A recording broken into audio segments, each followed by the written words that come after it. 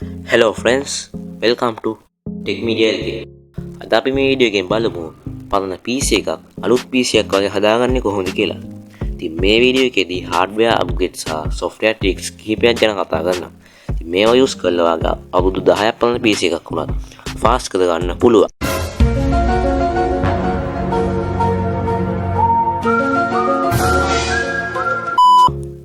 Video එක skip නොකර බලන්න. වීඩියෝ එකට යන්න කලින් පල්ලෙහා තියෙන subscribe button එක click කරන්න. ඒක මටත් මගේ channel එකටත් කරන ලොකු උදව්වක්. එහෙනම් අපි යමු වීඩියෝ එකට.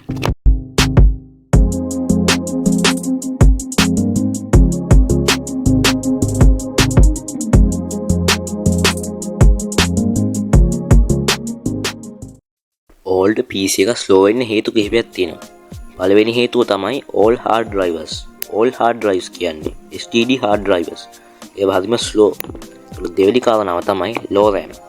low RAM නිසා multitasking එක lag. තුන්වෙනි කාරණාව තමයි dust and overheating. ඒක නිසා cooling system එක block වෙනවා. හතර සහ අවසාන කාරණාව තමයි too many apps. background programs PC එක slow කරනවා. ඒක නිසා even good PCs උනත් අවුරුදු ගානකට පස්සේ පාවිච්චි කරන්න බැරි තත්ත්වයට පත් වෙන්න පුළුවන්. ඉතින් අපේ වීඩියෝ එකේ පළවෙනි hardware upgrade එක තමයි SSD එකෙන් SSD එකට change කරන එක. ඉතින් මම ඊට කලින් කියලා දෙන්නම් SSD සහ SSD අතර තියෙන වෙනස. SSD කියන්නේ hard disk drive. මේක spin disk එකක් use කරනවා. inside තියෙන platter එකක්. මේක mechanical parts එකෙන් තමයි data read කරන්නේ. අපිට තියෙන ප්‍රශ්නේ තමයි SSD එක slow because it's mechanical moving part තියෙන නිසා. Windows boot වෙන්න වගේම apps load වෙන ලොකු කාලයක් ගන්නවා. SSD කියන්නේ solid state drive. මේක electronic chip memory එකක් use කරනවා. just like pen drive or memory card. එකක් fast.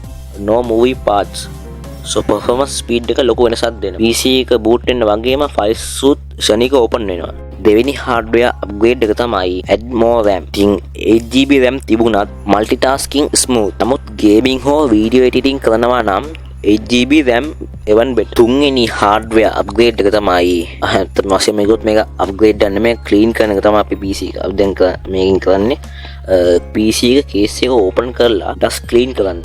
CPU thermal paste replace කළාම heat control better. ඉතින් හතරවෙනි අප්ග්‍රේඩ් එක තමයි graphic card එකක් දාගන්න එක. ඉතින් gaming හෝ editing කරන users-ලාට graphic card upgrade එක ලොකු වෙනසක් දෙනවා. නමුත් office or study works-ලාට SSD සහ RAM upgrade එකම ලොකු effect එකක් දෙනවා.